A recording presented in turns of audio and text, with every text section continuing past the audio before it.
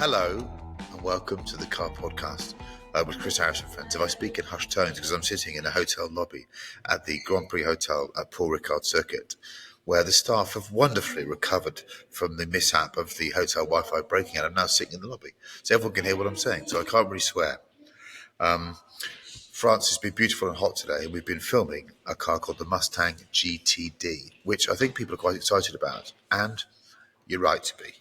So our agenda for today was curated by Neil Clifford and Chris Cooper and chosen by Manish Pandey. The first thing on the agenda is, what car things do you dream about? Chris Cooper's exhaled, which means I'm going to let him go first, if that's the case. If you exhaled, Chris, the loudest, you can start.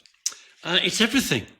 It's everything. All I do, seemingly, apart from work 24 hours a day, 8 days a week, is dream about cars. Do we dream about anything else?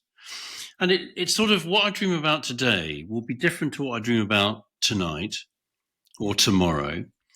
Sometimes it's random and sometimes it's quite specific. So right now, I thought I'd share with you my current dreams. They're quite decent.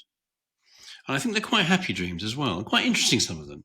So my first dream this week, thing I've been dreaming about this week, and sorry to bang on about this, it's that Skye to Glenelg ferry I mentioned last week. Oh, yes. The very, very lovely people who run the Skye to Glenelg ferry reached out to me this week after they'd listened to the podcast. Our podcast is listened to in the Western Isles on the world's last turntable ferry. So bless you, people of the Glenelg to Skye turntable ferry. So I've been dreaming about, when can I get there? What car would I take? Would I have to trailer a car there? Because it's quite a long way there and back. And who would trailer it there? And where would I go to on Skye? And where would I stay? But mainly it's about the lovely dogs that help run the Glenelg to Skye ferry and that lovely turntable thing. If you follow them on Insta, they need all the help they can get. So they need, because the thing broke. Actually, we're recording this on Tuesday the 15th. Yesterday, they had a bit of extra maintenance. They were due to start running at 2:00 in the afternoon, and they had to go do work all day. So they need a lot of help. So anybody who listens to this, please follow on Insta, and if you can give them some help, give them some help. So I've been dreaming about that. I've also been dreaming about a Mark I Lotus Elise that had a slightly better gear change and didn't understeer as much. The understeer bit might be me being unfair, but the gear change isn't.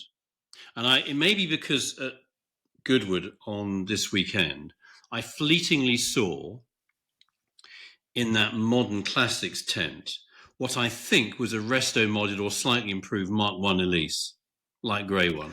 I'll find the name of the company for you. They've reached out to me.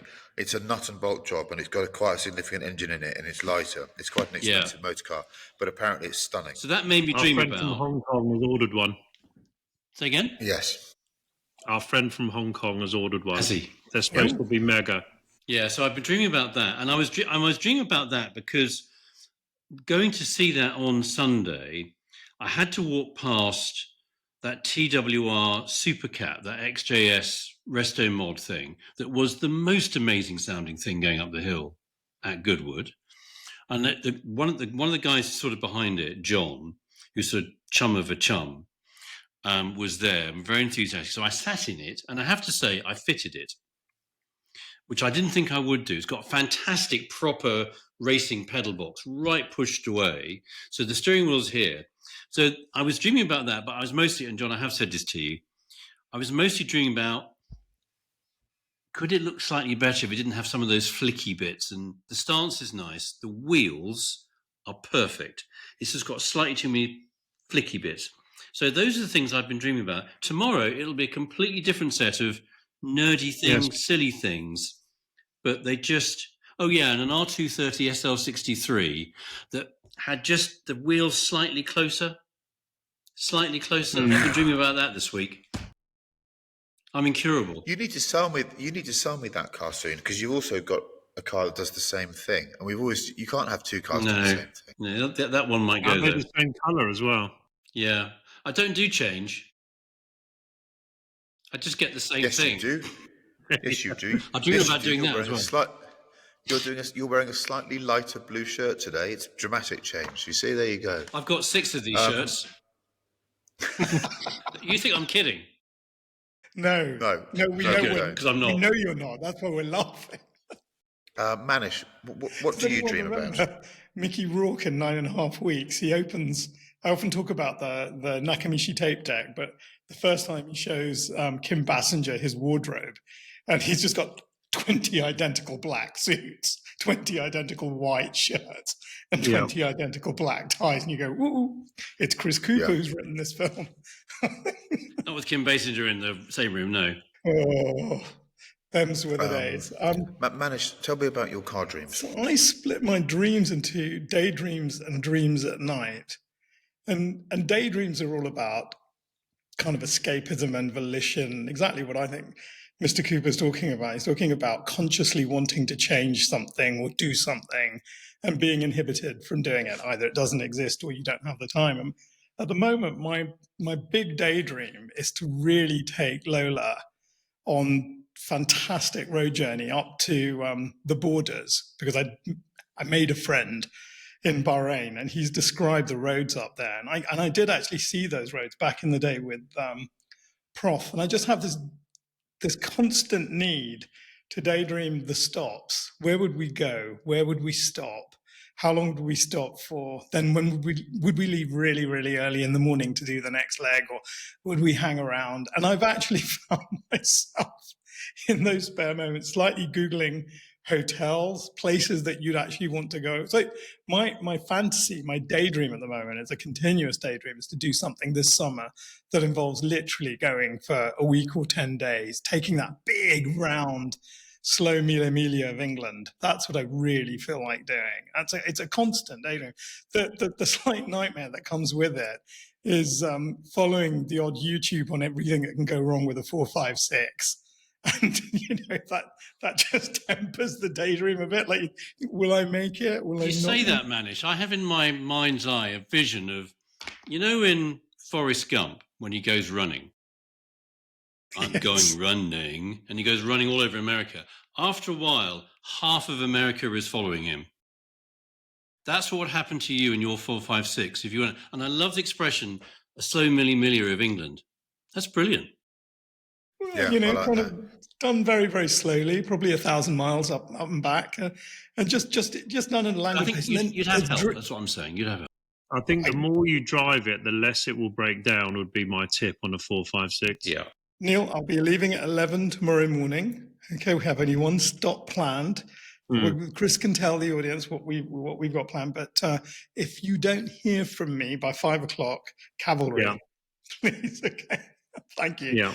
Look, and then there's what you dream of at night, and now you are going to think I'm bonkers. I have so many recurrent dreams that are cockpit points of view in Formula One cars over the years. And it's it's a massive bunch of recurrent dreams. And sometimes they've got anxiety in them. So my big anxiety dream is being Senna in Suzuka in 1989. I've seen his on board of his last 2 or 3 laps before Prost clunks him so many times that I can shut my eyes. Don't you mean when he clunked Prost? No, it's the first time around. I don't have a dream about the second one because he didn't have a camera in that car. Actually, Alain did. But I dream about, I literally dream, and I have it all the time. The other one that I see over and over again is Alonso overtaking Michael Schumacher at 130R. That's a point of view dream as well. It's incredible, actually. I think I've watched so much Formula One and rewatched so much Formula One that those things just sit there like bits of charge in a capacitor, and out they come. Out they come when there's nothing to inhibit them. And they're almost eidetic. In other words, I can literally almost control the car. I can't quite. I know I'm a passenger. The anxiety is when they crash. It's a real moment. Wow. I've got two things there I have to share with the audience, because this is a bit sort of stream of consciousness, and I have to admit that most of us have got some sort of label after our name that would have letters or an acronym. First of all, when Manish was talking about the 456 and it being more reliable, I suddenly thought, What's the definition of a lie? When someone describes a 456 as high mileage, I thought that would be a lovely way of the idea that one of these vehicles had accumulated a high mileage is somewhat fanciful. The other one is, as Manish was describing his dream state. By the way, people that know me quite well will know that I have a problem with dreams. If anyone comes down to a breakfast table and says, "I had a really weird dream last night," I don't want to know your dream. I'm not someone that interprets dreams. I find it very difficult to listen to civilians interpret their dreams. So I always say, please don't share your dream with me because I don't want to hear about it. Because it normally it will almost always make me think they're about to murder someone or they're a weird deviant. And therefore I don't want to hear your dream. And lots of people have probably heard me say that too. But there is a sequence in Alan Partridge, a recurring theme in one of the seasons of Alan Partridge, when he used to dream about when he was a chocolate addict. Do you remember that? And it would cut to him wearing a pair of budgie smugglers, eating Toblerone, going, rom, rom, rom, rom. And I just imagine Manish. He's got Manish's body with half Alain Prost's face like a cyborg, eating chocolate, going, rom, rom, rom, as his recurring. That's so cruel. That would be your nightmare, wouldn't it? Oh, I might have gone off at a tangent there. So, Neil, where are you in your dream state? You know, Prost was at First for Speed driving the McLaren, wasn't he? Lots of them, yeah. Yeah, he looked. Well, and Nigel. I mean, there was some cool faces there at the weekend. I'm similar to you guys, really. I don't really dream at night. I wish I did, because actually, you know, my wife does, and it always sounds more interesting what's going on there than what goes on in my head. I think once I lie in bed, I've got like 3 minutes, and then I'm asleep. Yeah. You know, I'm very lucky to be able to fall asleep nicely. But I do dream massively in the day. I think the wonderful thing about having the superpower of dyslexia, for what it's worth, you know, it's actually shit when you're at school having dyslexia, but when you leave school, it's great. Is that short-term memory thing? Even if I'm stressed, even if I've got a lot of hassle at work, it doesn't last very long because I sort of forget it. And then obviously it comes back after about an hour or two and I've got to do something about it, whatever. So I have all these loads of little moments in the day of daydreaming. When I'm walking, when I'm playing tennis, when I'm, you know, the whole bloody time. And they're normally about cars. They are normally scenarios. I just create little scenarios, a little bit like our 2-car garage, really. I'm always thinking of, oh, what car shall I get my daughter? You know, because you're always buying a car for someone else, which is obviously complete bollocks. You're buying it for yourself, aren't you? And surely my wife needs a cabriolet. Or what would be a great winter daily that I could put winter tires on and it wouldn't matter if it got really dirty and I could sort of drive up to the Lake District or you know, the road between Manchester and Sheffield. Or if I got 100 grand, what 5 cars? I mean, literally, it's never ending, as we know, because, you know, we started this podcast a few weeks ago now, and it's amazing how much shit you've got in you to talk about. It's like a colonic irrigation. It's never ending, isn't it? It's 100% it is. If I was going to say one thing, these are my more specific specific daydreams. You know, if I've got home a bit early, like I did today, bunked off at 4:00, had my cup of tea with my wife. I've actually got half an hour before the podcast. If I've actually got a longer period, I think about trips. What cool Italian car could I take to Italy? And these are all in your parallel lives, aren't they? Because actually, your real life, you can't do any of this shit. That's why we're because dreaming. you're like, yeah, it's why you're dreaming, because you've got work and responsibilities and pressure and family and kids and dogs and mortgages and all that other annoying shit that you end up with as an adult. But what you really want is, what Italian car shall I buy to spend 8 weeks driving from Milan to Sicily and back, that's going to be reliable, but you're going to get those sort of knowing nods and thumbs up when you drive into the square in Sicily. and it's not as obvious as a bloody 458 Spider, but it's a Lancia, or it's a, it's a Fiat from the 70s, a 130 coupe manual with the red velour, Agnelli style. So my big dreams are about trips and cars. My little dreams are about everything else, apart from driving on a bloody track, which is quite clear that I A, don't like, and B, am shit at. Practice. Oh, that's ridiculous. You're just someone waiting to arrive at the circuit, and the Yeah. circuit needs to come to you, Neil. I think what we should do is you should start a race series where you're only allowed to use 70% of your available speed. Yes, I think that's true. You Yeah. put a little brick behind the accelerator that you can No, only no, do because, from no, 70%. because it's you. Because it's you. It's totally random. Everyone can decide what 70% is Yeah. for themselves. Yeah, that's right. It's a bit like it would be a bit like that Monty Python sketch for the 100 meters for people with no sense of direction when the gun goes off and they all just spread Yes. around the arena. Yeah, the man that swam the channel, or whatever that was. No, daydreaming is. I think we're really, anyone that's got our sorts of brains, where it's constant. Yeah. Yeah, I think you're right. And so I that last statement resonates because I think like Manish said so eloquently. I separate the sleep state, dreaming, which is the one I'm not. It's not always been a happy place for me. So I don't really talk about some of them. Car one's obviously lovely, and the daydreaming state is fascinating. I think I daydream, and I think maybe you are the same as me, you guys. I daydream so much about cars. I'm only aware that it happens when it stops, and I feel a bit I become quite lonely, and I think there's something missing in my life, and that's almost always when I'm in a state of unhappiness. That I think my brain goes into a slight sense of shock and shut down, and stops having that sort of constant, continuous. It's almost your own little fantasy world, Yeah. where you can Yes, you tell. can move, you get to move, It's yeah, a you tell. get to move the chess pieces around yourself and make your own games up.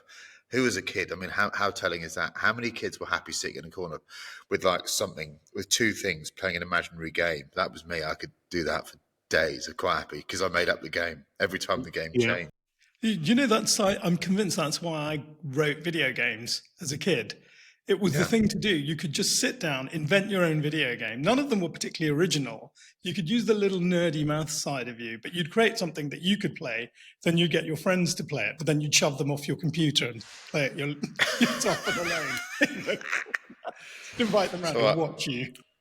I think the daydreaming. So the daydreaming state for me is much more about just I'll probably try to improve current situations, be they car or be they work and car related. You covered those really well. The one I find is that as I'm going through the process of buying a car, as we all know, for the true addict, actually the process takes over the actual eventuality of the car arriving. The research, the enders looking into stuff, the buying the magazines, to find the old reviews, and then when it arrives, you're like, well, that can be sold. I'm never driving that. I just enjoyed the process. And I find that as the days draw closer to the delivery, I dream very intensely about those vehicles. I imagine everything from what they were like in period. I love all the details. I become quite obsessed by certain details, and quite often that will manifest itself as the car that I'm buying is missing something. It's got the wrong style of wheel for that year, or it's, I get it. The detail becomes very strong.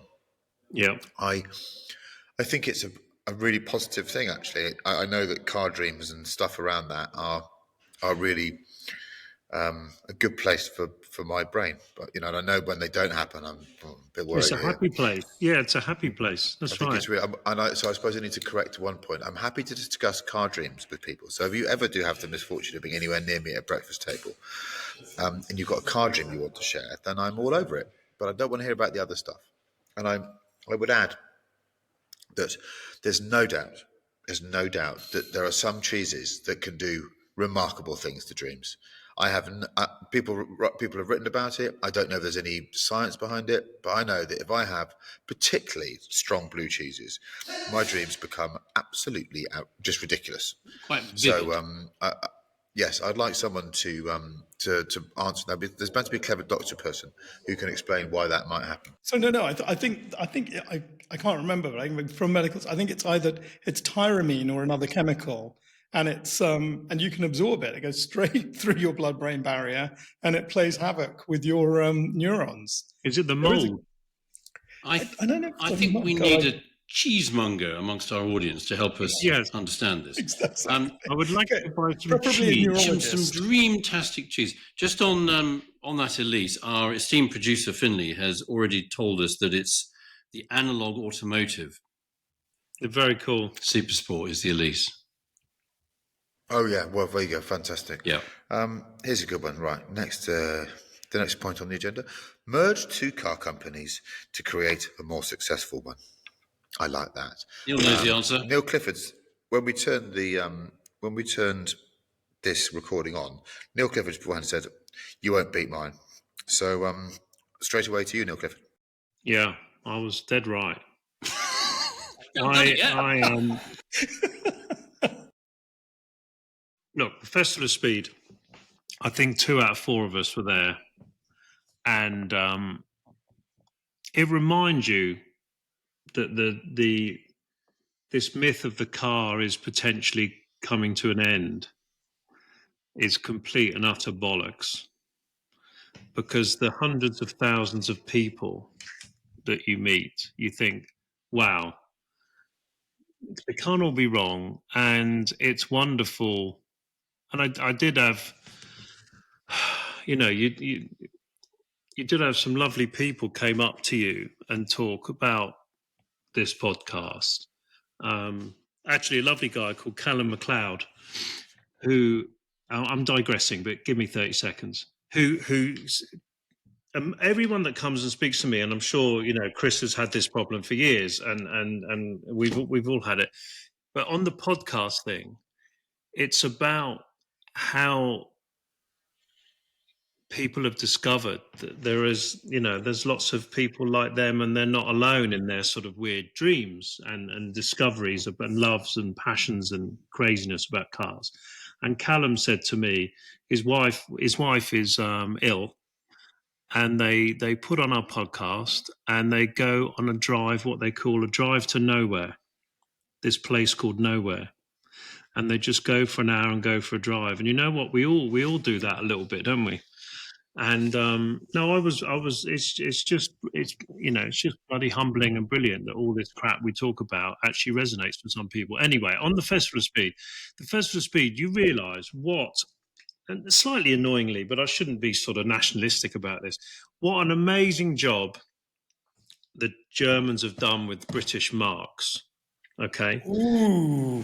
right, and Rolls-Royce, I was lucky to spend a bit of time on their stand, and the lovely people from P&A Wood looked after me, and went over to the factory and saw the most amazing display of Phantoms, from Phantom 1 that was pre-war, and Churchill rode in it, and the stubbing marks of his cigars on the veneer was still there as part of the restoration, all the way through to Phantom 8. And you just think, and the factories there built underground in bloody Goodwood, and these amazing cars. And then I spent some time on the Bentley stand, and I spent some time on the Mini stand, and you just have to take your hat off to the German engineering and their long-term strategies and their clever ability to scale without diluting or ruining.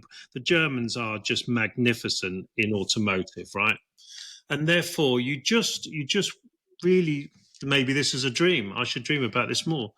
That one day you open Autocar or you open the Financial Times and you read that, let's say, Volkswagen Group has bought Jaguar. Oh, Neil Right. Clifford. And We all got this answer. Land Rover strategically have decided that they're better use of their capital expenditure and their long-term strategy, because it's hard to do two things really well.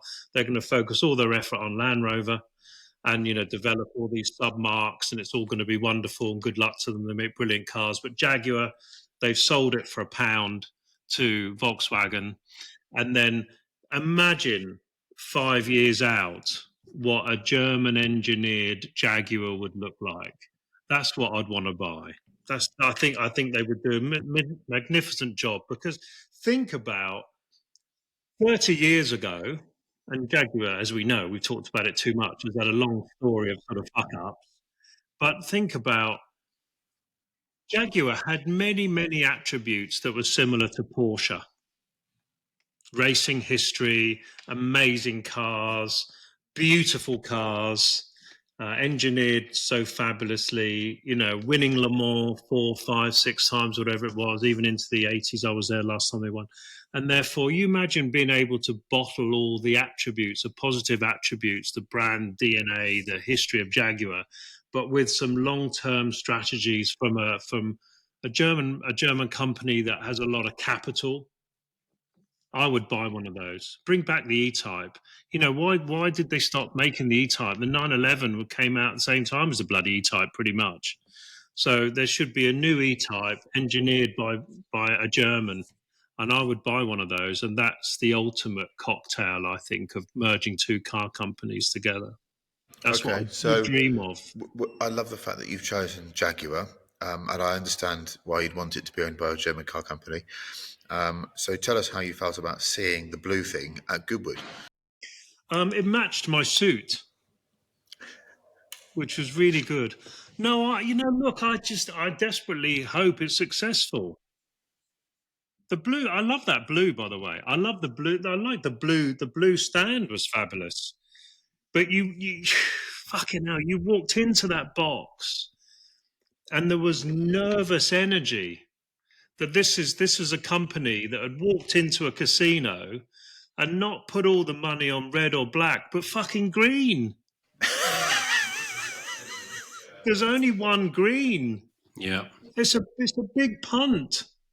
Yeah. And I worry about that. But the car's nothing like the car that's coming out. That's the point, isn't it? I hope it's successful. I hope it's successful. But I think it's fucking it's tough. I don't think it's if that's the car, it's actually quite a pretty car. Yeah. It's quite it's a bit Pink Panther, right? It's a bit over animated possibly, but if that was the car, exactly that car, maybe. I don't know how close it's going to be. And I really detest the bloody logo. I can't hide from that the Jaguar thing. But I think that my dreams, 125 grand E-Type, engineered by Porsche, but looks like a Jaguar. Because actually, you look at an XK, it's a super pretty car. It's probably one of the prettiest cars of the 90s. It pisses all over a bloody XJS, doesn't it? They reignited the E-Type in many respects with the XK.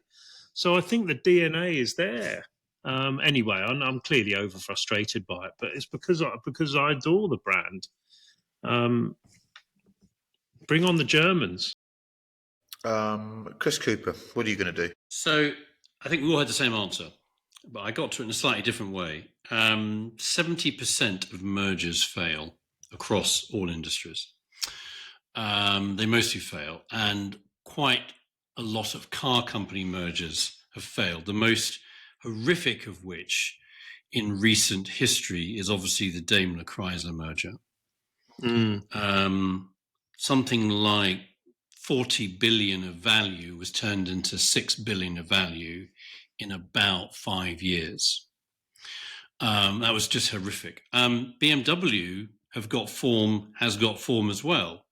It's amazing when you look at the Mini and the Rolls success stories that they made such a pig's ear of Rover, which you'd think they wouldn't have made a pig's ear of. I mean, these are quite well written about things, and if you read this stuff and read, Harvard Business Review and McKinsey Quarterly and stuff. McKinsey did a survey that said, 70% of mergers fail. They would know. They probably presided over most of them. Don't shoot me, McKinsey. I mean, whacked. So why would you do a merger? I mean, quite often, but the 70% that failed probably ended up being they were the wrong idea in the first place because somebody had a fantasy idea. The advisors thought they could make money out of it, blah, blah, blah, blah. Why would you want to merge it? It's because there's a business and a brand that we love and we cherish, and the reaction to that blue box at Goodwood, Neil is right. I went in with as much of an open mind as I could manage. And when you see the thing in the flesh and it's not the flesh, and part of the reason why it isn't the flesh, and some of the people, the boys were with me, some of their friends, and they all made the same. I was really interested to see their reaction to a lot of the EVs going up the hill. And they all spotted something which I think is really important. They spotted that EVs tend to have these little sort of slitty eyes. They don't have a face. And the Jaguar doesn't have a face anymore because it's got these little slitty eyes. They're like RoboCop or something, some awful alien cyborg. We could talk Iron Man. Yeah, we'll have to come back and talk about this because cars should have a face. If a car doesn't have a face, it's blind, and if it's it just doesn't have a heart and soul. So that's why one of the reasons why I worry about where Jaguar's got to. But the answer is we've all got the same answer. You would say you'd want probably now a business that's got resource, capital, expertise. They know how to take the Rolls brand that exists now is completely different from the Rolls brand they acquired. Torsten Müller Müller in particular did an unbelievable job in transforming that brand. Yeah. Mini shouted in capital letters. Some of its current products has gone too far. That current Mini Clubman electric vehicle thing is a monstrosity. No, don't like that. But the rest of what they've done has been really good. So you'd say, I want BMW to take over JLR, Jaguar Land Rover. Sort out the brands. Remember that Land Rover has got equity in it. One of the reasons I don't like what Tata's done with JLR has done is they've removed the Land Rover brand. You got Defender, Discovery, Range Rover. They all made sense because they were fucking Land Rovers. That carries equity for all of them. And when you start diluting it and distributing it, you sort of weaken a bit of all of them, in my humble opinion. So if the question is merge two car companies create a more successful one, I'd merge BMW and JLR. BMW and do you remember back in when that weird Bentley Rolls-Royce spat started between BMW and Volkswagen and what's his face? Yeah, it was absolutely. I can remember the nerd in me being so excited because I thought there was a strong possibility that there might be an Arnage that had a BMW engine with Audi switchgear in it, and I thought that would just show how schizophrenic the industry had become. It almost came to pass. Manish, what would you do? How would you merge two car companies? What's so funny, I hope this isn't the worst case of groupthink, but I try to break it down to, I thought at first, find two complementary companies that are not identical, as that's really a takeover. I thought they're not so different, but but not so different that you're just taking over something as a branding exercise. I thought also, part of the question was make both companies more successful. And that led me down the kind of find two equal partners. And then I had a really big visceral reaction to this, which was Jaguar. And it's so funny. We've all had the same kind of visceral reaction to it. There's something, you have visceral emotional reactions, not because you don't care. You have visceral emotional reactions because you do care.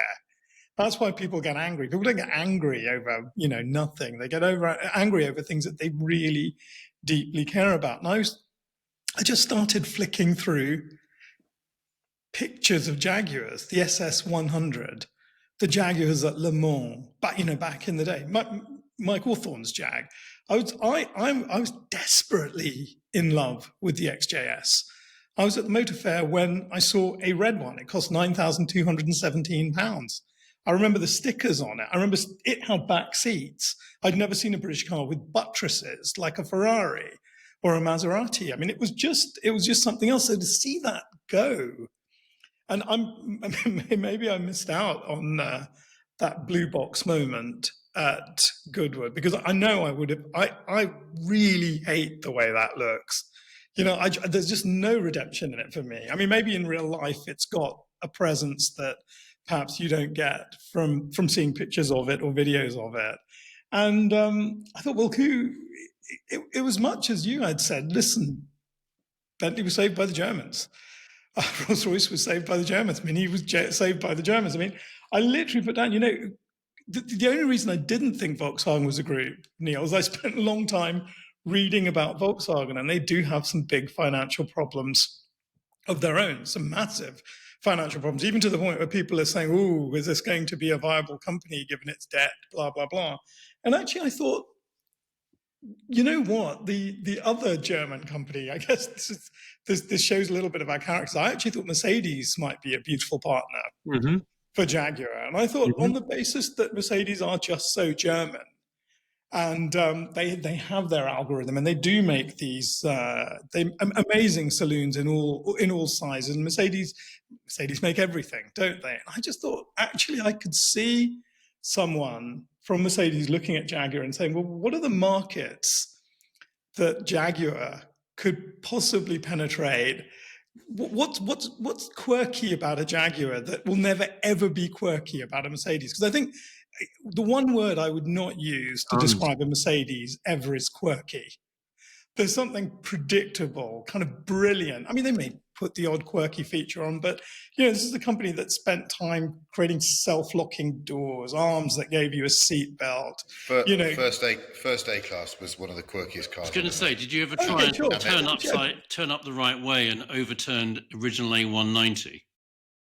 Yeah. Well, but I think there is something very, very British about a Jaguar, and there's something sometimes to understand something that's terribly British. Maybe you shouldn't be British. Maybe it is quite good that someone looks at it from the outside and says, "Look, the British are this, this, this, this, and this, and this is what sells in our country that's British, and this is what sells in America." And I thought, actually, Mercedes also have a little bit of shared history. They were also at Le Mans. They also produced motor racing cars in the 50s and 60s. They went out for a little while. I mean, Jaguar tried to take over the Stewart team. If you remember when Ford bought it, they tried to make sort of Jag-Rack. That didn't really work. But Mercedes have made a real success of it for the exact reasons that Neil and Chris have said already. They have the resources. They weren't sitting there thinking this is long-term strategy, and they know what to do, don't they? They know how to scale. They know how to make to understand brand elasticity, to move into different shapes, different categories, which many car companies fail a bit, particularly British cars at the minute, don't they? Really, exactly. And I could see somebody sitting down going, "Well, this is an S class. But this is actually the ultimate Jaguar that we could make that sits somewhere in and around that." But I don't think we're going to confuse our customers. I think what we'll do is we'll make this new Jaguar, whatever it is, a Jaguar. And we'll have the Mercedes as Mercedes. And it's great for them. It just makes them wider. Maybe they would reinvent the E-Type in a way that's absolutely stunning. God, they know about engines, or God, do they know about engines? So I could say, so that for me, that was it. It was Mercedes buying Jaguar and saying, "We're going to get you right, and we're going to give ourselves 10 years to do it. We're really going to do a proper job." And that would be wonderful. Okay, I'm going to not be sensible because we've all gone through the Jaguar now. Yes. So I'm going to help Volkswagen free up some capital so that it can help out and buy Jaguar. The way it's going to do that is it's going to approach Ferrari and it's going to say, "Look, we've got a sports car company, supercar company near you called Lamborghini, and we'd like to sell it to Ferrari." Ferrari's going to buy Lamborghini. It's going to sit the management down. It's going to say, "You've got some really great people working for you, but what you make at the moment is childish. And we're in charge now. So you look at us as a headmaster. For now, you're not allowed to make any cars. Okay, we're probably going to find you a new boss as well, and we're going to let you submit some ideas for cars. That doesn't mean you can take a Touareg or a Cayenne and make it look tasteless and name it after the exit hole of a human being. You can't do that, and the other stuff's a bit silly. You used to make some of the most desirable, amazing, pornographic hypercars on the planet. A Lamborghini was the absolute apex of what we wanted. Countach, Diablo, Miura. Listen to the names. So we're gonna it's a full stop moment, and we're gonna come back again, but we're gonna take a little pause. So for the moment, Ferrari's gonna make supercars in Supercar Valley, and you're gonna come back with some better stuff. because at the moment I think it doesn't do it for me. The current Lamborghinis, I'm sorry, but I think they've become a bit wrong. So I would say let's have a pause there, and at that you can use the money to go and help Neil out, who's the new CEO of Jaguar. He's not put his name in the logo because there isn't one, sadly, because it would be the Jaguar, the Ejacuar. That would be a good name. The electron would be called the Ejacuar,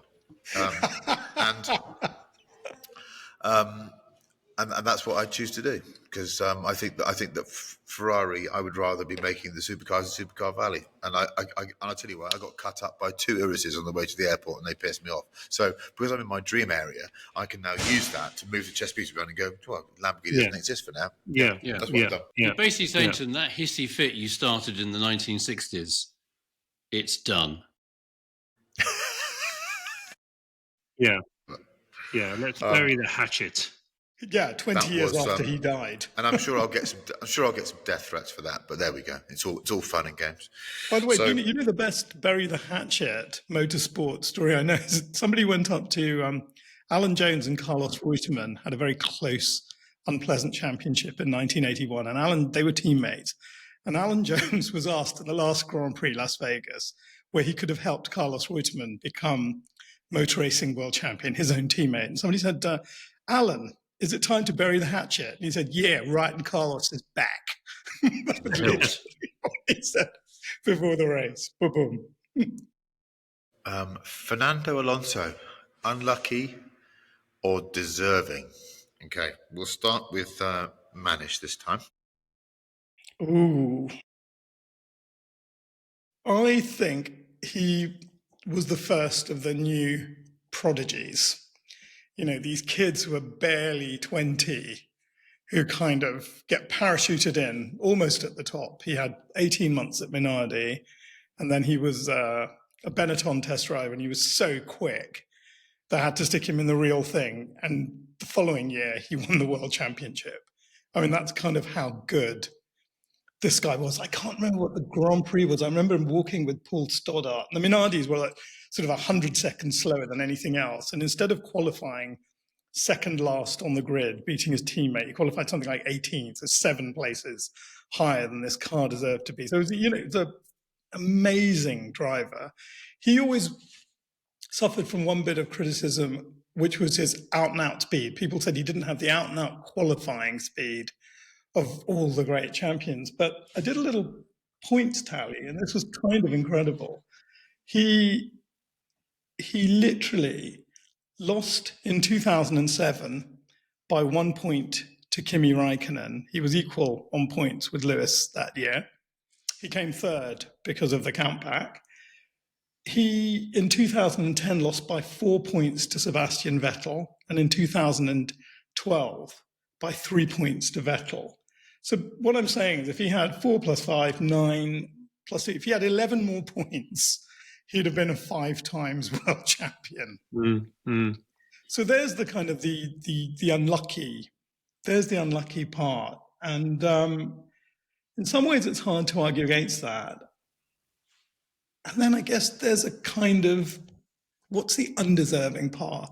Well, look at Lewis's trajectory. If you imagine them both at a point in 2007 where they're both in a McLaren that can win a world championship, no matter how badly or well that year went, one of them went on to win 7 more championships, and the other one went on to not win any more championships. And they're both racing. And I know Fernando's taken, a couple of seasons off in that time, but that can't be luck, can it? That can't be luck. They both meet in 2007. Nobody's going to put Lewis ahead of Fernando that year, not in terms of what they've done and not in terms of what they could do, not in terms of their connections. I mean, Fernando is very connected with sort of Santander Bank. He had some amazing sponsors. So in a way, he had it all. And I do wonder whether undeserving sometimes, that's undeserving is probably, deserving is probably a bit harsh, but motor racing, Formula One is absolutely, it is the Piranha Club. There's no doubt about it. It is dog eat dog, and it is, there's the gap, go for it. and there's the business deal. I'm going to go and grab it. And if you don't have the sponsorship, you don't get the seat. But I find it incredible that somebody who really was, I'll say it again, he was, for me, in modern times, like the first real prodigy, a boy who's barely 20, 21, who was on top of the world in 2007 and has just never won a championship. And somebody said very harshly, with Fernando, if he wins a race, he won it. And if he loses it, it's the team. And you also wonder about somebody who seems to oscillate back to the Benetton team or the Renault team or whatever you want to call it. So when he left McLaren, he went back for 2 seasons. He had that very notorious race, didn't he, in Singapore in 2008. He then went back. He went to Ferrari. I was amazed he didn't go to Ferrari first time round, but apparently there was a problem with Jean Todt. There was some kind of friction there. And so he had to wait till Todd left, became the FIA president. Then he goes to Ferrari, stays at Ferrari. It doesn't work out, leaves Ferrari. Nobody's sitting there going, oh, he's gone, he's gone. There's some kind of difficult taste. There's some kind of Fernando Alonso vapor trail, if you like, that's left behind. But it's not a good thing. And I'd say, look, I've met him, I've worked with him. I've never met someone quite so professional and in my life. I mean, he's the living embodiment of a matador meets a samurai.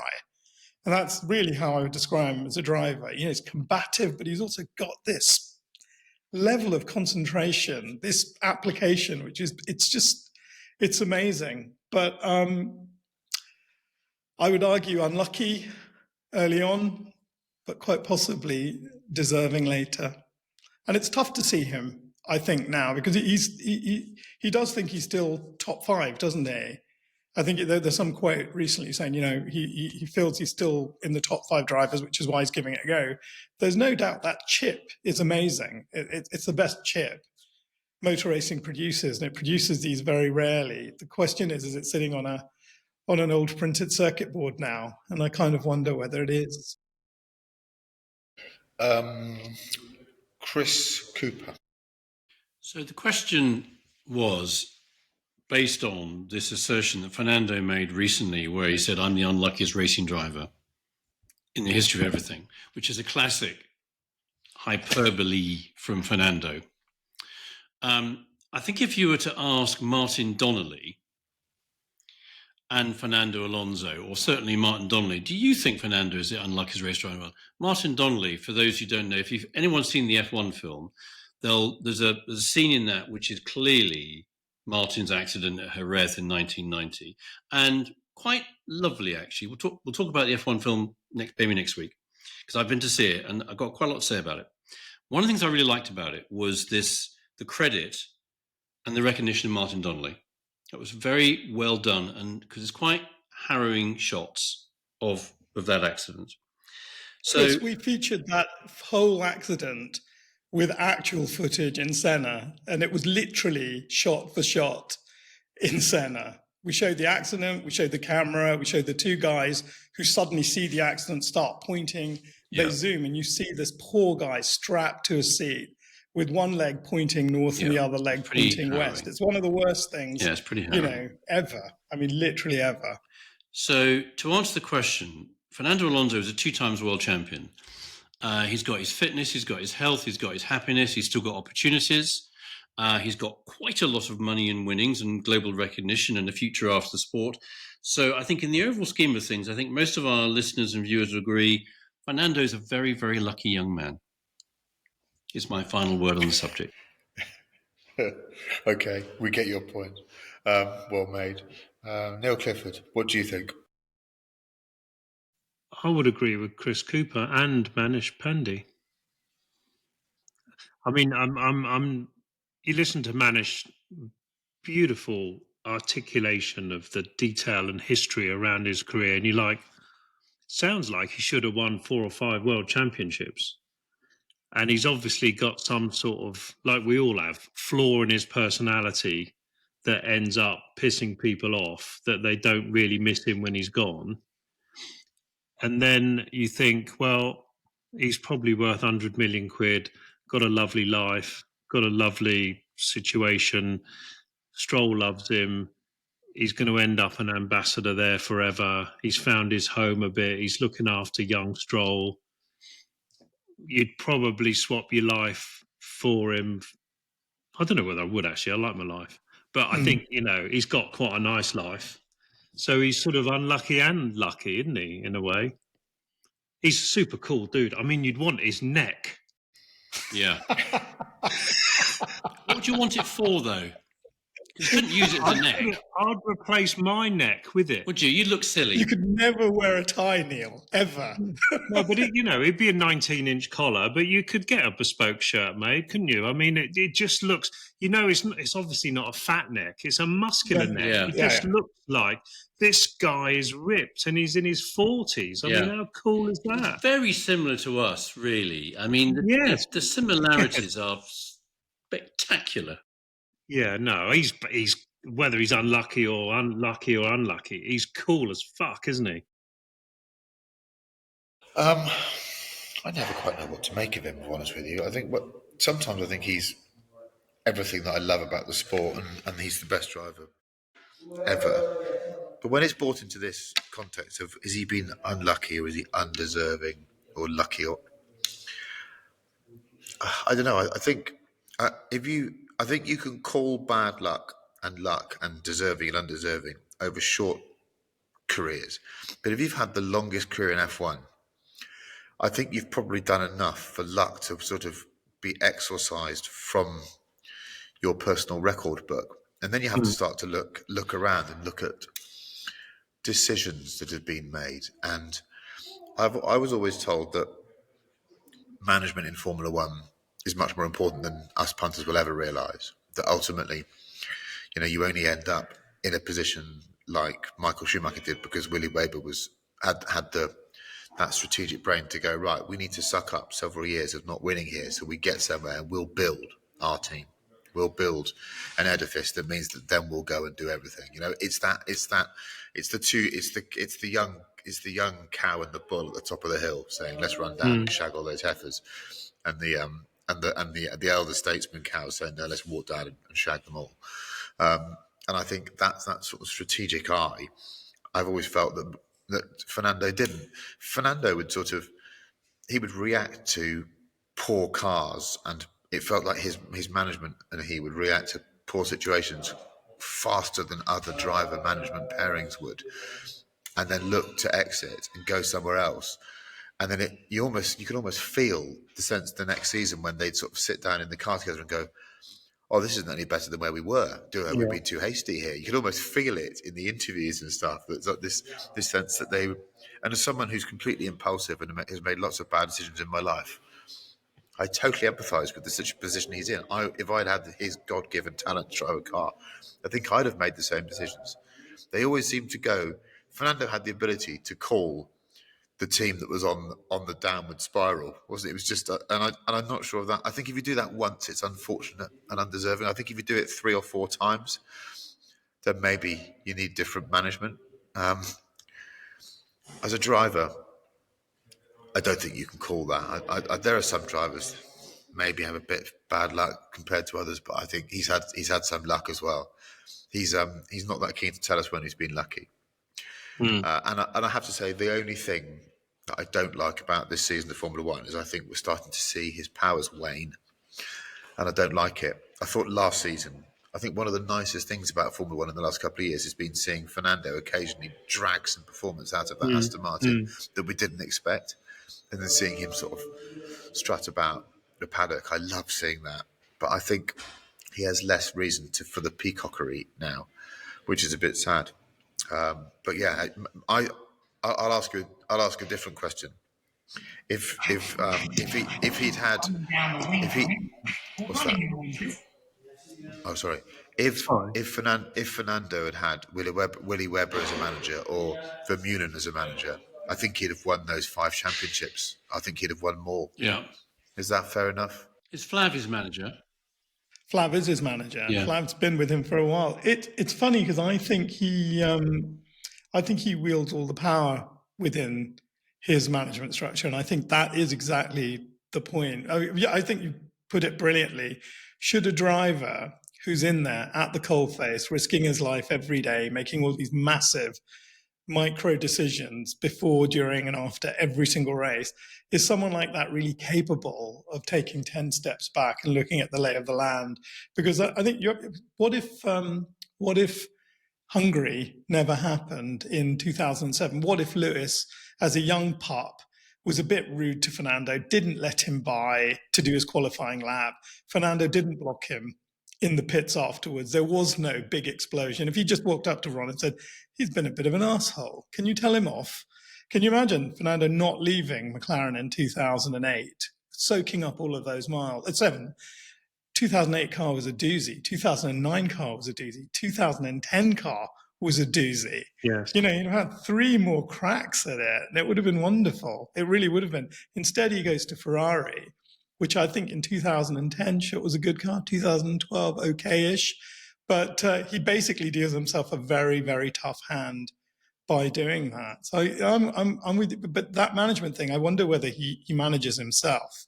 And that really is the failure. It sounds like he does. It sounds like he doesn't use his ears much. There's a often quoted piece of I suppose wisdom across many sports, particularly cricket, actually, where you should never compare batsmen from different eras because the game's changed so much.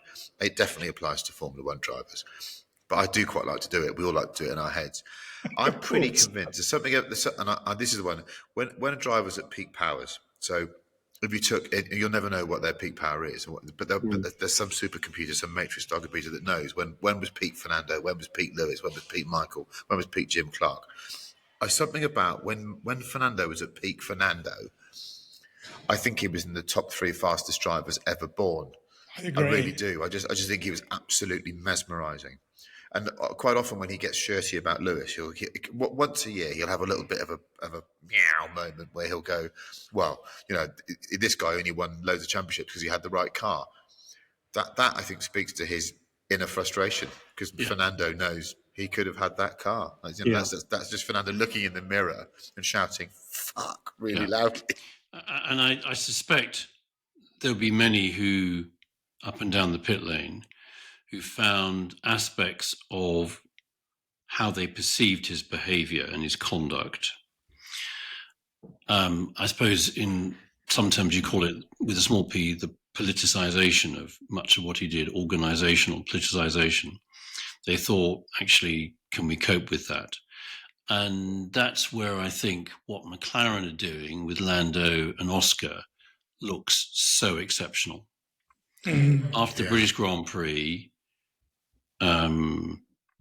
Zach was asked, who your drivers for next year? Well, 100% ones I've got. You after that, 100%. You after that, forever, 100%. They're my guys. I've got my guys. It works. And they worry about everything, making the car fast, making the team work well. And I suspect there were some of those. And an interesting question to ask him, if we can ever get him on this podcast. That's a little challenge for our producer. The question we'd ask Fernando is, do you have any regrets? He'd say no. I wonder. Yeah, I think that's always the challenge, isn't it? It's always the challenge. My job is actually, I only do one thing, is manage people. Really, don't do any actual work myself. But you've always got to, or if you're self-reflective and self-critical, which I always think is a good way of surviving, is that you've got to keep your talent ahead of your ego, confidence, or frankly your annoyance, because as soon as you are even equally as annoying or overconfident than you are your talent and your contribution, people don't miss you. And I think probably he must have been really bloody annoying because he's got a lot of talent, isn't he? So he must have been such a pain in the arse that people are like, oh, that's fine. That's fine. Off you go. We miss you, but we won't really. He must have been a proper pain in the arse because otherwise he wouldn't have gone, would he? Because someone would have said, no, we need to keep hold of him, bung in another couple of million quid because he's just too good. Yeah. Not many people, go and confront Ron Dennis in their first team in his team. I don't think there are too many drivers who turn up at McLaren and say, oi, Ron Dennis, this is how I do things. I don't think there are that many. I let Ron Dennis through a door on Saturday night, and I said to my wife, "That's fucking Ron Dennis," and I just said, and he knew. I think he didn't know who I was, obviously, but he just knew that he was like, "Thank you very much for letting me through there because I am a fucking legend." He didn't say that. He was very cool about it, but he just, this was at Goodwood, this was in a Ponzi place. And there was a sort of eye contact between us where he just said, thank you very much. I am Ron Dennis. And my eyes were, you're Ron Dennis. Go ahead. It was just a lovely little 10 seconds. Finley, that's a T-shirt. I am fucking Ron Dennis is a T-shirt. All right. Right. Okay. Yeah. Best motorsport liveries. This is one of the weirdest things we've ever chosen on our agenda, because this is not a visual medium. I can tell you less than about a third of the people that watch or listen to this podcast can actually see what's going on. The majority actually listen to it. So we're about to describe our liveries. You can't just show a picture of it. You've got to describe it. Okay. So I'm going to go first to Chris Cooper. Well, they don't exist anymore. And you don't need to be able to see it to understand that. You need to be able to see this, and we will put this up. That is a picture that I took on Sunday at Goodwood of a whole squadron of Bernie-era Brabham Formula One cars. And a lot of them are Olivetti, some of them were Parmalat, but they all look the same. They've got that blue and that white. And I took the photograph. I'm not very creative, and as all of you know, I sit in the Philistines corner of this podcast. But even I could tell that was an interesting picture. And what's happened now is, because the modern world's obviously all shit and we all hate it. Just kidding. Modern world's great. It has lots of things. And most importantly, it's the bit of the world we live in, so we'd better think it's great and enjoyable. Very true. In the past. Modern liveries don't exist because the number of sponsors, the things they're trying to solve with what the car looks like, the livery is less important now. It's the activation and where things go and how many there are. And McLaren have got a literally bounty of riches. They've got so many commercial partners. They make so much money. That's why when the drivers take their tops off, the flame-proof vest things they wear just looks like, somebody's Yellow Pages, somebody's shirt from Play School or Play Away or whatever they were wearing, or that thing that Jeremy Irons did before he was a famous actor. Anyway, blah, blah, blah. If one had to choose, though, what the favourite, again, it sort of changes. When I saw Nigel Mansell's Red 5 FW14. Oh, it's good. That's a big favourite, but that's because he was my hero.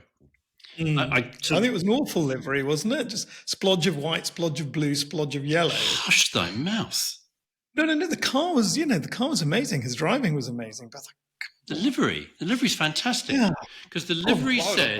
By that measurement, the McLaren was just a blob of pinky red and blob of white. I agree. Yeah, and really? The McLaren one's good because one of the greatest racing drivers, possibly the greatest racing driver of all time, Alan Prost, yeah, who was there on... it's so shocking that Manish is just frozen on our screen. Maybe etched into the lens of his camera, that. But so, yeah, a lot of it is who you thought was your hero. And Nigel was also... I went to the 1992 British Grand Prix on the Friday. So did I. In those days, qualifying was on the Friday and Saturday, fastest time. And that was the time when I think he qualified on pole on that Friday by 1.8 seconds from Riccardo Patrese. Very similar experience I had at Spa and at Caterham in 2003 when I qualified on pole by 1.8 seconds. But we won't go into that again, or indeed ever. So the Nigel Mansell, that 92 Williams livery is fantastic. I like, obviously, the one that's over there in the corner, that Gulf thing. That just feels... We all love that Gulf livery. For those that are listening to this podcast, that's the Gulf 917 livery. Dice 917. But anything... Yeah, I would say if I had to choose right now, I'll choose differently tomorrow. It's your heroes. And Nigel Mansell's Red 5. You just have to see that car and the livery. And the tingles of excitement, because you knew what Nigel could do and what he meant. And when he was in that car, as Patrick Head famously said at the time, he just can't help himself when he's in the car. That's as fast as it's ever going to go. You've got no doubt that, could we try this and maybe say this to him? No, that's as fast as it's going to go. And he lived his life, his heart on his sleeve. And because of that, I actually quite like the colour of it. But that's why that livery, to me, right now, is my favourite. I like hearing that, because it just reminds me of how big a part of our lives it was. He was just massive, wasn't he? He was enormous, was our Nige. Neil Clifford. I'm not doing F1. It wasn't an F1 thing, was it? Is anything? Nope. Absolutely.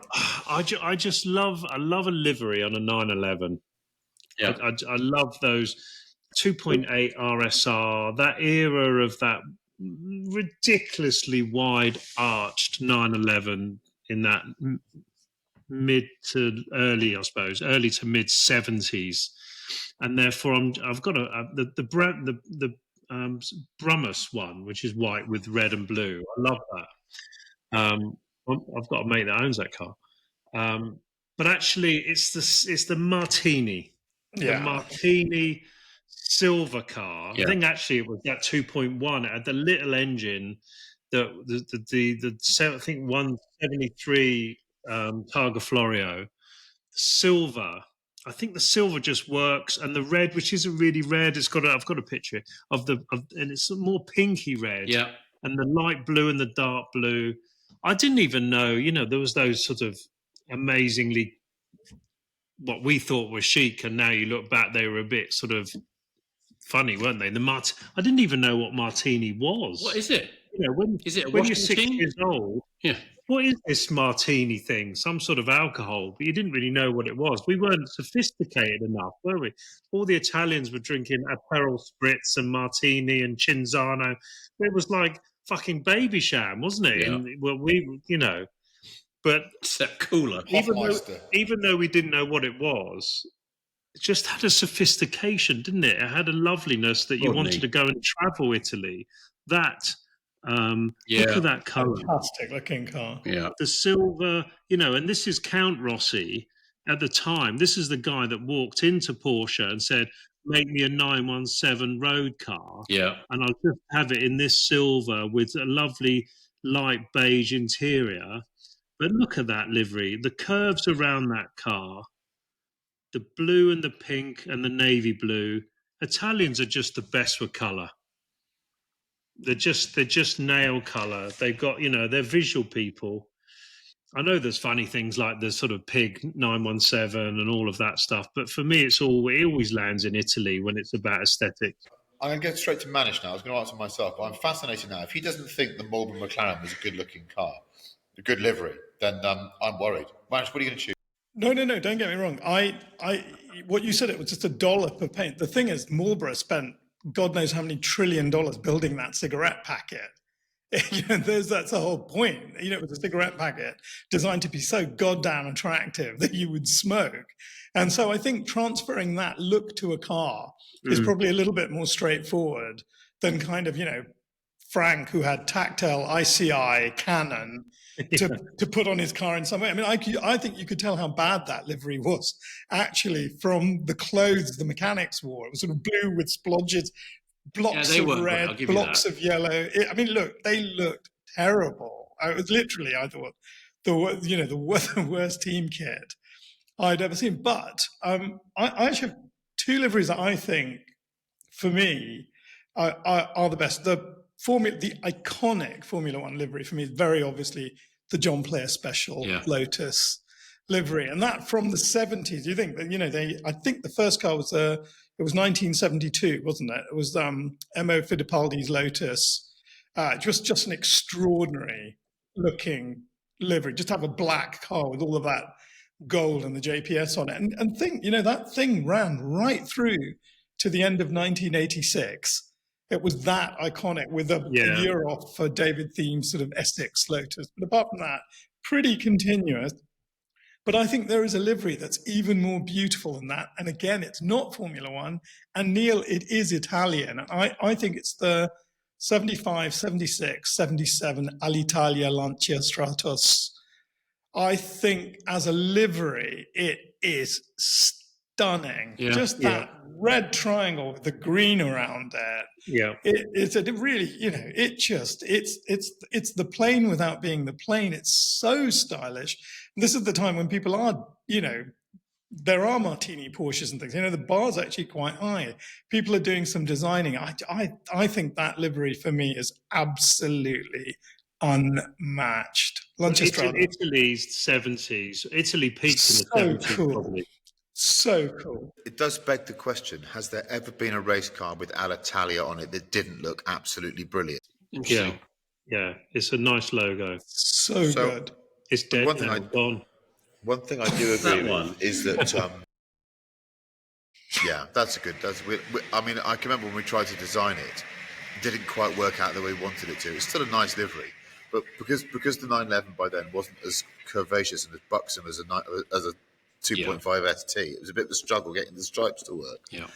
I think that was showing a picture of our 2007-8 racing car from Nürburgring, a Porsche. So I think that Italians haven't always had it their own way here. They're very good.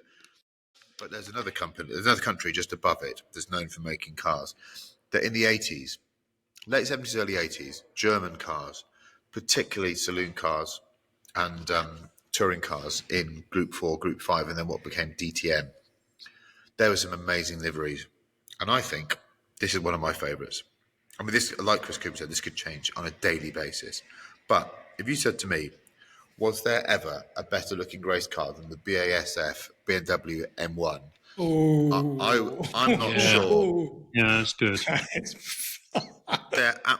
And also, I could, what about the Tic Tac M3, the green and white Tic Tac M3? In terms of presenting a product, I mean, just one of the most perfect liveries.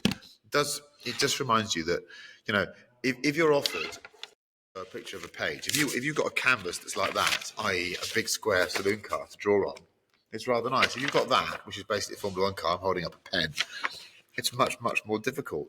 The art of Formula One livery design is inherently so much more difficult, isn't it? It's more troublesome. Yeah. We're now at 20 past. I'm going to call the two-car garage now. I'm going to cut one of those off delivery because I'm afraid I've got to be somewhere in about 15 minutes' time. And I'm going to be in trouble if I'm not there because it's going to give me information on the car I've just driven and I won't understand it otherwise. So I do apologise to my learning colleagues, but we'll add that one onto the next week's agenda. So now we're going to move straight to our two-car garage. Brought to you by the legends at Car and Classic, where I have been doom-scrolling Ferrari 400s, not just in my dreams. And I mustn't buy one because it will ruin me, but I really, really want one. It's not illegal to be stupid.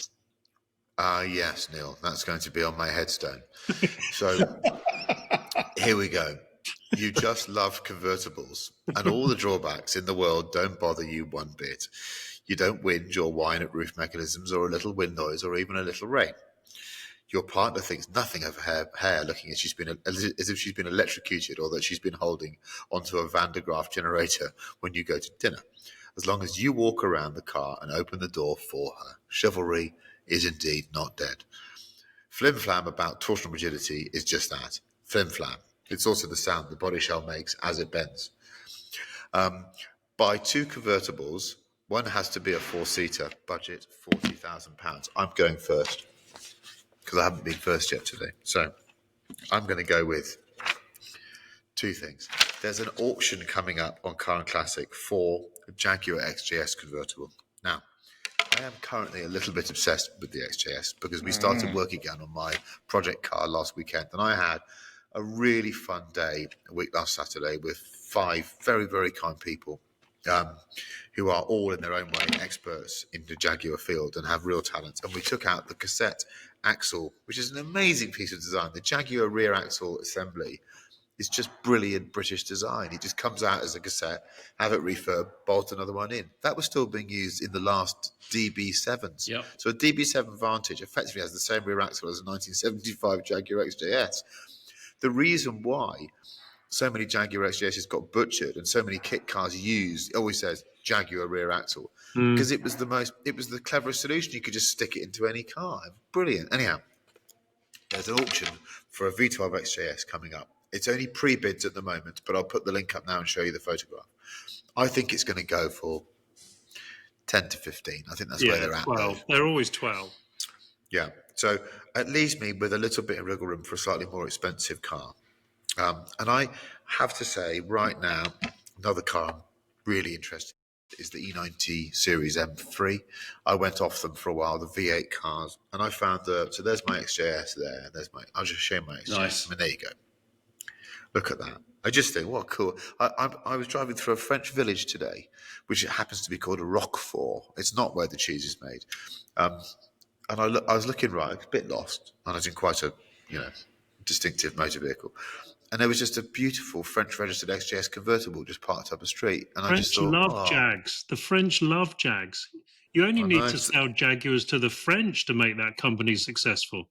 And Italians love Jags as well. Yes. So I found myself a white E92 cab. It's DCT, that one. I don't really mind too much. You can have DCT in a cab. You might, because it gives you different headspace. But I just think those two together, that's 19 grand. We're going to chip 2 grand off each of them because that's the way the world works. There's my 40 grand. So they're a bit random, but I'd be really happy with those two. So the Car and Classic auction actually is the XJS. Go and have a look at it. By the way, if buyer beware. Get on with these XJSs. There's a few issues, but I think having an XJS in the shed in the next 3 or 4 years is going to give you so much joy and so much fun. Yeah. So go and have a look. Neil Clifford, what's your 2-car garage? Right, from the Car and Classic auction department. Actually, there's some good cars on there. There are. Often it's a bit tricky to find exactly what you want, but this week there's a few good ones coming through. And actually, look at that. A Mark 1 I saw that. It's gorgeous. GTI convertible. Now, it is going to be a little bit shaky, but you know what? In blue, you got your 4 seats on the back. I think that's a good spec. I've never seen that blue, actually. That is a nice spec. It's got those lovely wheels. Is that a factory colour? Is that a factory colour? Well, that's the last one they made, isn't it? It'll have a name like it's got a special name. I can look it up. I think it is. I've no idea, Rivage. but it looks it's all good condition and everything. Not a Cat C or D or F or G. It's all up together. So that's definitely my 4-door. And then with my current sort of vibe on Jaguar, I can't go far away from an XKR. And there's one in the auction. I mean, what a pretty car that is. That is a pretty car. Yum. What a pretty car. That's going to go, what's that going to go? 15 if you're lucky. It's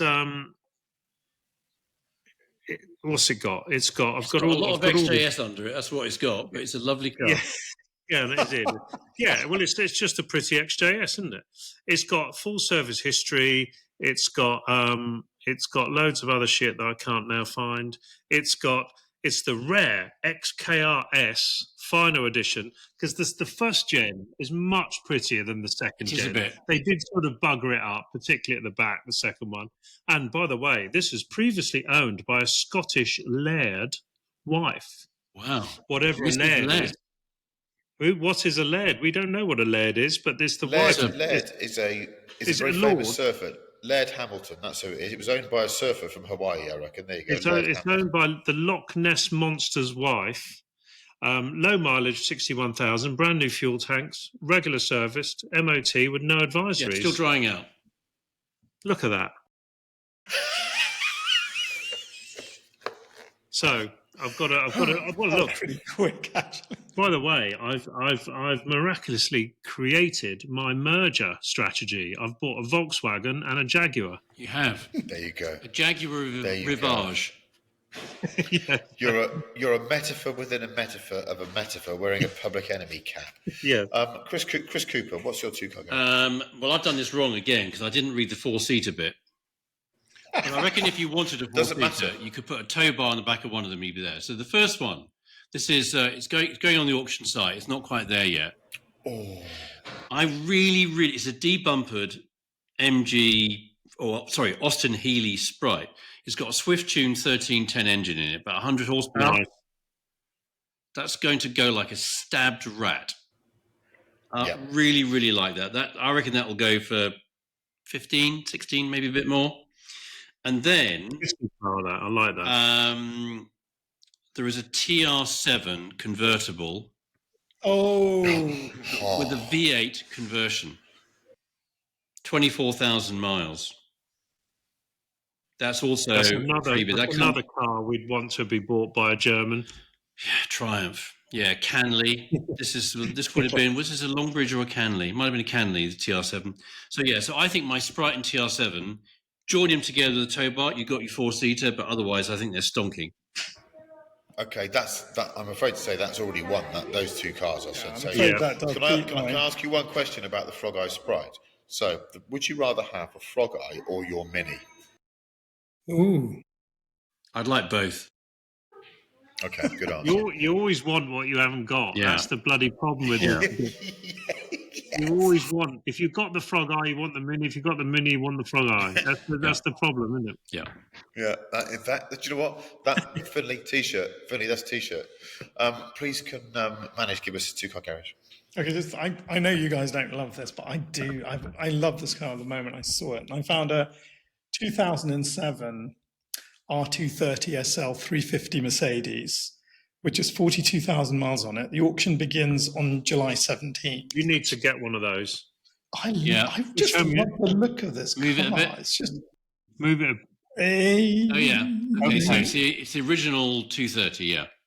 Exactly, it's the original 230. I know you guys have talked about the steering wheel being a bit manky and this and that and the other. No, it's a good car. God, I think You should have it's a one. beautiful looking car. It's a Beautiful good looking car. It's a bit And shit. It's a good car. I had a little look at it. I think you'd probably get that for 20 and something, wouldn't you? Possibly even a bit less. Yeah, Yeah, I think possibly if you something. So I overpay, might you say- get it for 20. So that's obviously the two-seater one, and then the four-seater one. It's the XK8 convertible. I found this Oh, yeah. gorgeous. Now you're Isn't that talking. beautiful.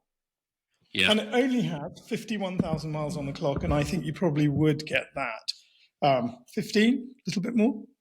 Touch. 12. Yeah. Well, Yeah. Good choices. I think they're very, very good choices indeed. Now, I was looking at my telephone. Sorry, I just started looking. I've got Current Classic up, and I suddenly thought, well, I'll have a look at that. I forgot I was actually doing some stuff with you guys. That's the way the head works, isn't it? Yeah. Let's go with some music. Chris Cooper, give us a piece of music. So I found myself last night watching, quite by chance, the last sort of half an hour of Christopher Nolan's film Dunkirk. oh, And there's that wonderful. We were going to talk about cars with a national identity. We'll talk about it next week or the week after. There's something wonderfully British and lovely about the end of the film Dunkirk, with Fionn Whitehead's recital of Churchill's speech in the Commons after Amazing. Dunkirk, and the music that accompanies that is Elgar's Nimrod. Oh, Yes. Blow your bloody speakers off with a bit of Nimrod. Yeah. Neil Clifford. I saw Deacon Blue on Saturday night at the Goodwood thing, and even though I'm not Scottish, therefore I can't enjoy them quite as much as all my Scottish mates that were there. They're brilliant, and actually you can't be better live music, can you? Live music is just, you forget as you get old because you get a bit lazy and you don't go and see live music. But the obvious one, Real Gone Kid, you can sing along to that in the car. It's turn it up. That's You the can't early actually hear 90s your at its voice. best. Yeah, turn it up. Can't Yep. hear your own voice. Brilliant. Manish, what's your music? in July, sometimes I get a little bit wistful and remember being a pre-O-level student. I used to love those lovely long summer holidays that we had. And I remember absolutely, I think it was the summer of 82, listening to Duran Duran's Rio till I basically One of my wore it. favourite I albums. love that album. And there was a song that I played in Lola as we were driving, and it's called Last Chance on the Stairway. And it's a belter. So It's a good Duran album, Duran's Last Chance on the Stairway. I'm trying to look up who actually sang my song. Here we go. I want to buy another car at the moment, but it's not something I can probably do. It's from the 1980s, and I was thinking, what's the most 80s piece of music from a film? Because I quite like putting on film soundtracks when I buy new cars, because it reminds me of what films I'd watched that year, and I'm still an 80s obsessive. And I watched Beverly Hills Cop again recently with my youngest.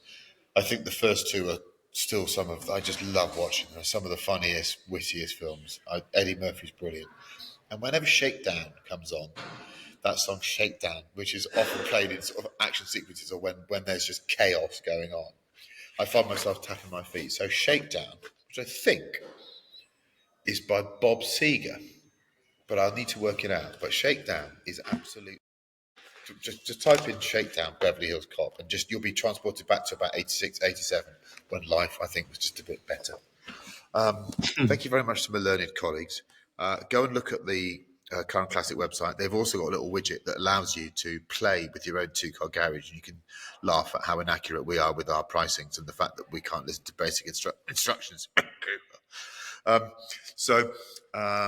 We look forward to welcoming you back for episode 48. 47. Until then. No, 47 was today. No, 46 46 today. 46 was today. Oh, so it was Valentino Rossi today. There you go. I can't do numbers. I don't even remember them. Many people would say that explains a lot. So thank you to Chris Cooper, to Manish Pandey, and to Neil Clifford. And we'll be boring you again next week. Bye-bye.